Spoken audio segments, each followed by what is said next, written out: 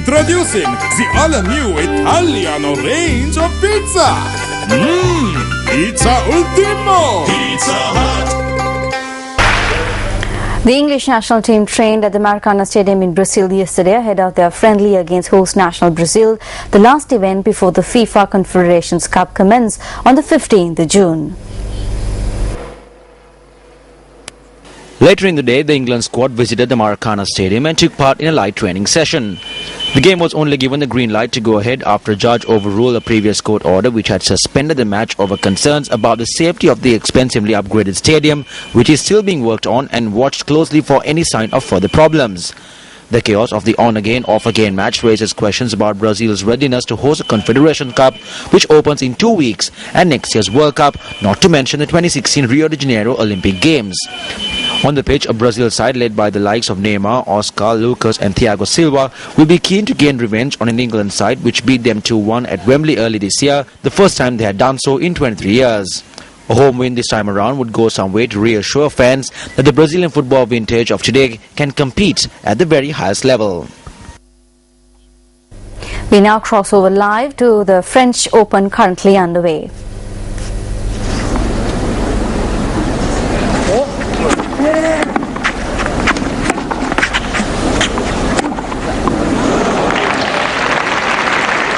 Well-known actor Forrest Whitaker sitting courtside as well today.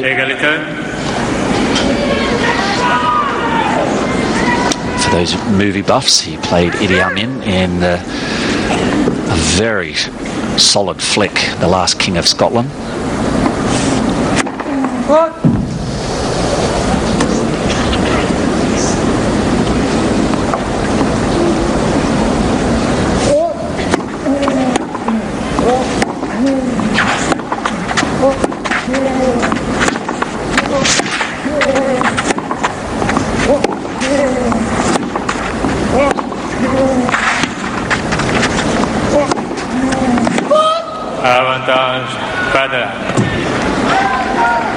There's that shot making of Simon. His general rally mode is probably much slower. I don't want to say much slower, but he's trying to add weight of shot against Federer. Again, just missing. You're witnessing live footage from the French Open.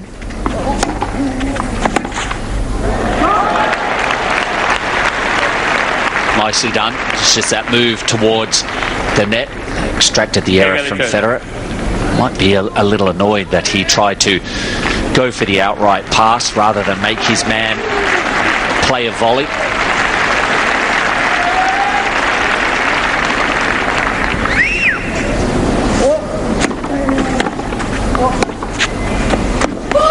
Avantage Federer.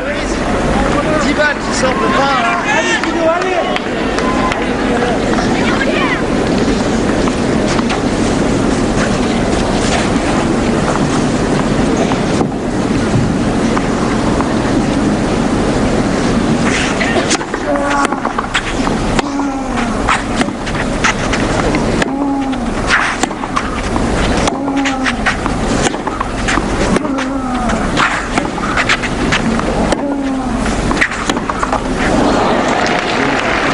Doing a wonderful job of mixing these backhand. Moving on to other sports news, Bayern Munich beat Stuttgart 3-2 to win the German Cup and seal the club's first treble in Jupp Heynckes' last game in charge yesterday. Jupp Heynckes' men did not let him down against VfB Stuttgart when Ibrahim Traoré fouled Philipp Lahm. Thomas Müller put Bayern ahead from the penalty spot after 36 minutes. Mario Gomez doubled Bayern's advantage in the 48th minute when Lahm's cross rebounded off his legs. And an embarrassment looked a distinct possibility when Gomez made it 3-0 after an hour. However, Bruno Labbadia's men fought back when Martin Hammick connected with Gotoku Sakai's cross in the 71st minute. And 9 minutes later, the Austrian made it 3-2. Bayern's record 16 German Cup success comes 1 week after the side defeated Borussia Dortmund 2-1 in London to win the Champions League, and 8 after they broke a host of records in claiming their 23rd Bundesliga title.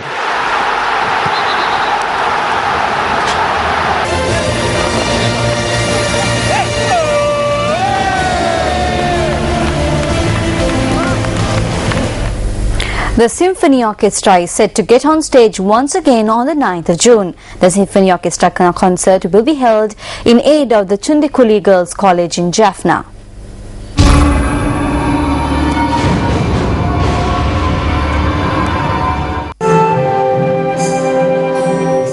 Following the conclusion of the nearly 3-decade-long war, the Chundikuli Girls College in Jaffna enrolled over 200 displaced girls and provided them with both accommodation and education. The school has now embarked on various projects to raise funds to improve and expand its buildings and infrastructure to provide its students with the necessary facilities.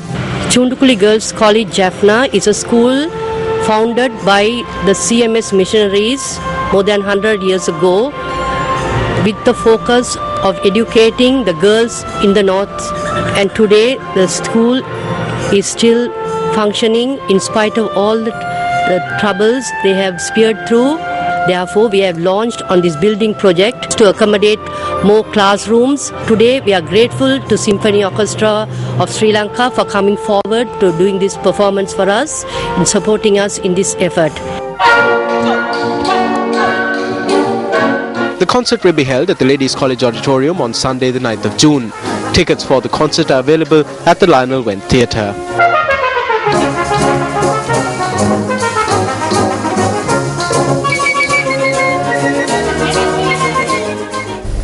On several occasions on our special segment, The Bitter Truth, we have highlighted the losses incurred by Sri Lanka cricket through the construction of brand new stadiums for the 2011 Cricket World Cup. Another matter that has been highlighted on The Bitter Truth is the financial losses that have been incurred through the granting of broadcasting rights of cricket matches.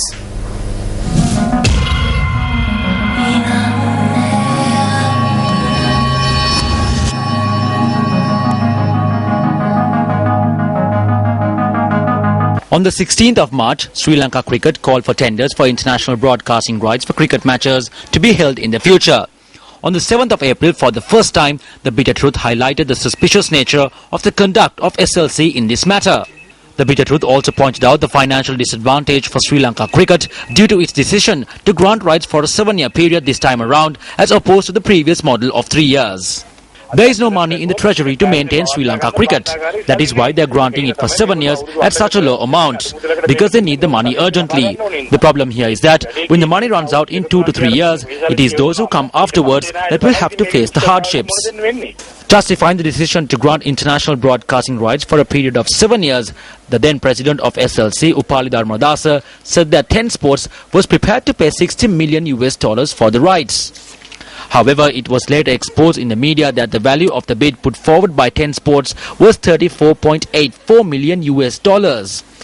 Another serious issue in this matter is that the international broadcasting rights for an Indian tour in 2017, which falls outside the tender process, have also been granted to the same corporation. When Sports first made inquiries, the treasurer of SLC, Nuzki Mohammed, said that the current president of SLC, Jayanta Dharmadasa, had signed the agreements. He said that in accordance with the agreement for the period from 2009 to 2012, although 3 Indian tours were to be held, only 2 were realized. The SLC treasurer added that in order to make up for the lost tour, the rights for the 2017 tour had been granted to 10 Sports. According to the agreement signed by the competent authority on 2009, 3 Indian tours were to be held. Our problem is how they can reach an agreement like that. This is because the international calendar only lists 2 tours. Thereby it is clear to us that the signing of an agreement stating that there are 3 tours is the backdrop for the fraudulent activity. We need to think about how they can accept a wrong agreement and decide to implement it in the future. Also, we can see that this group are intent upon chasing after cricketers and taking them to task when they make a mistake. A constant dilemma that crops up in our heads is why the administration is silent in the face of mistakes made by officials appointed by political leaders and the gods.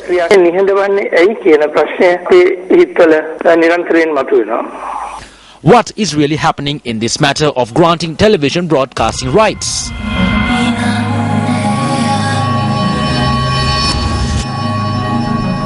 Well, before we wrap up the news tonight, News First reporter Gayan Sampath, who is in Velavatta, Colombo, says that Marine Drive along the coast is being battered with heavy rains and gale force winds.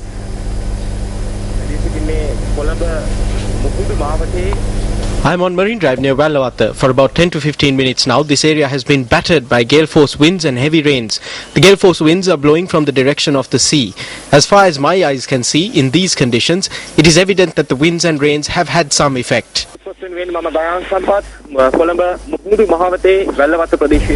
Well, anyone who has ever owned a bicycle has definitely tried to pull off a few stunts, even if it's just a wheelie. Now, more often than not, our feeble attempts end in embarrassing failure. However, the new media team here at News First came across something today that we thought was pretty cool and definitely worth sharing with you. We leave you tonight with a few of the amazing stunts pulled off by YouTuber and BMX stuntman Tim Knoll. Good night and keep your eyes glued.